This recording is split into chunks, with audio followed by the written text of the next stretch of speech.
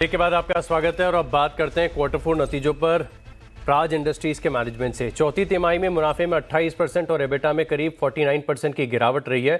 Company की revenue करीब थोड़ी सी घटी है। नतीजे और ग्रोथ आउटलुक पर चर्चा करने के लिए हमारे साथ जुड़ रहे हैं कंपनी के एमडी आशीष गायकवाड़। सर, शो में स्वागत है आपका। नमस्कार। नतीजे में देख रहा हूँ और नतीजों को थोड़ा सा समझना चाहते हैं। खासतौर पर सबसे पहले बात करेंगे ऑर्डर बैकलॉग की, क्योंकि इस क्वार्टर में सीक्वेंशियल तौर पर देखें तो जो आपके ऑर्डर्स हैं इसमें थोड़ी सी गिरावट देखने को मिल रही है। इनफैक्ट ये पिछले 5 क्वार्टर्स में सबसे लोएस्ट है। क्या कारण है इसके चलते कि ऑर्डर बुक में गिरावट आई है? जी नमस्कार। पहली बात तो यह है कि हम जो ऑर्डर्स ले रहे हैं अभी वो काफ़ी सोच समझ के ले रहे हैं। जैसे कि आपको पता है कि वेस्ट एशिया वॉर के कारण कॉस्ट काफ़ी उथल पुथल हो रही है कॉस्ट में, और ये बिल्कुल ज़रूरी है हमारे लिए कि जब हम ये प्रोजेक्ट्स को देखें, उसको परखें और उसके बाद में बुक करके एग्जीक्यूट करें, उससे पहले उसकी जांच पड़ताल ठीक तरह से होनी चाहिए।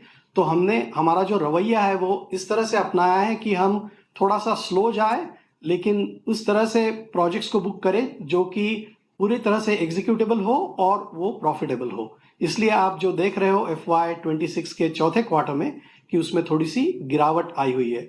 और वैसे भी हमारा जो फ्यूल इथेनॉल का जो मार्केट है, जो कि नए प्लांट्स को उजागर करता है, उस मार्केट में काफ़ी थोड़ी सी उसमें ढलान आई हुई है और वो उसको बढ़ते थोड़ा वक्त लग सकता है। सो इस कारण से आप वो जो डिप है वो दिख रहे हो। ठीक बात है, लेकिन सर रेवेन्यू की बात करें तो यहाँ पर भी पिछले साल के मुकाबले तकरीबन 2% की गिरावट देखने को मिल रही है।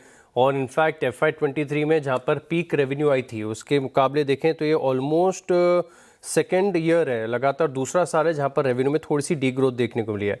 अब आगे की बात करते हैं। FY27 यहाँ पर क्या रियलिस्टिक टारगेट्स हैं? किस प्रकार की रेवेन्यू ग्रोथ आप FY26 के मुकाबले एक्सपेक्ट कर रहे हैं?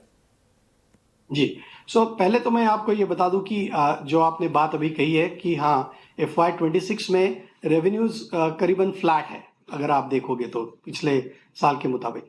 और उसमें भी कारण यही था कि काफ़ी सारे प्रोजेक्ट जो थे वो थोड़े से स्लो डाउन हो गए थे, जो कि एक्सटर्नल हेडविंड्स जो हम एक्सपीरियंस कर रहे थे FY26 में, उसके कारण।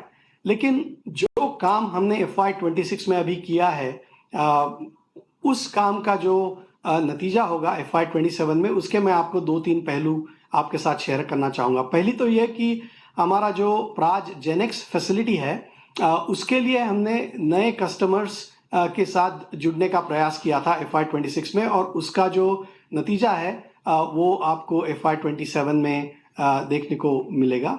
दूसरी बात यह है कि हमारा जो मिक्स है डोमेस्टिक प्रोजेक्ट्स और इंटरनेशनल प्रोजेक्ट्स का, उसमें हम इंटरनेशनल प्रोजेक्ट्स को भी थोड़ा और ज़्यादा एफर्ट लगा के उसका जो प्रतिशत है वो बढ़ाएंगे। और तीसरी चीज़ हम ये करेंगे कि हमारी जो नई टेक्नोलॉजीज़ है, काफ़ी सारी टेक्नोलॉजीज़ पे हमने पिछले 2 सालों में काम किया है। जैसे मिसाल के तौर पे है बायो आइसोब्यूटेनॉल, जो कि डीजल में ब्लेंड होता है जिस तरह से इथेनॉल पेट्रोल में ब्लेंड होता है। हम ये कोशिश करेंगे कि इस साल से उसकी शुरुआत हो जाए FY27 में। ये सब चीज़ें FY27 में हम करेंगे। परफेक्ट है। और आपने बात की सर वेस्ट एशिया तनाव की, और इससे जाहिर सी बात है कि इंटरनेशनल ऑर्डर फ्लोज में थोड़ा सा असर दुनिया भर में पड़ ही रहा है। लेकिन क्वार्टर 4 का अगर आपका ऑर्डर में समझना चाहें तो सबसे ज़्यादा ऑर्डर्स कहाँ से मिले और ग्रोथ कहाँ से बढ़िया आ रही है? जी सबसे ज़्यादा ऑर्डर्स हमारे जो आए हैं वो डोमेस्टिक मार्केट से ही आए हुए हैं। करीबन अगर मैं आपको हिस्सा बता दूं तो वो कुछ 30-70 का होगा। 30% इंटरनेशनल और 70% डोमेस्टिक, उस तरह से ऑर्डर मिक्स होगा FY26 के क्वार्टर 4 में, और हम उसे और बढ़ाने की कोशिश FY27 में करेंगे। ये हमारा अभी प्रयास रहेगा। इन्वेस्टर प्रेजेंटेशन देख रहा था, बहुत ही एक इंटरेस्टिंग है। और आज दुनिया भर में ना कोई भी कंपनियों नज़रें सबकी टिकी हुई हैं AI या डेटा सेंटर पर, और आपने भी जिक्र किया है कि एक नई बिजनेस अपॉर्चुनिटी की तरह अनफोल्ड हो रही है। दरअसल प्राज इंडस्ट्रीज़ का डेटा सेंटर में क्या योगदान है, कैसे ग्रोथ देख रहे हैं, क्या रेवेन्यू पोटेंशियल है सर? बिल्कुल, ये सही सवाल पूछा आपने। डेटा सेंटर्स ये सेक्टर में काफ़ी निवेश दुनिया भर में आ रहा है, इंडिया में भी आ रहा है और बाहर में भी आ रहा है। तो हमारा हमारा जो प्लान है वो शॉर्ट टर्म और लॉन्ग टर्म दोनों है। शॉर्ट टर्म में हम जहाँ पे अभी काम कर रहे हैं वो है कूलिंग सिस्टम्स, क्योंकि डेटा सेंटर्स जो है ये काफ़ी हीट जनरेट करता है और उसको ठंडा करने के लिए एक स्पेसिफिक टाइप की इक्विपमेंट लगती है।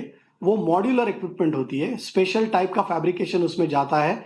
और हमारी जो प्राज जेनेक्स जो मैन्युफैक्चरिंग फैसिलिटी है मैंगलोर में, वहाँ पे ये एक्सपर्टीज हमने डेवलप की है FY26 में, और उसको हम अभी उजागर करेंगे जैसे मैंने कहा। और उसके साथ हम जाएंगे जो हाइपर स्केलर डेटा सेंटर्स होते हैं बड़े साइज के, बड़े पैमाने पे उसका अभी जो है निवेश हो रहा है, उसके वो सेगमेंट से हम जुड़ेंगे।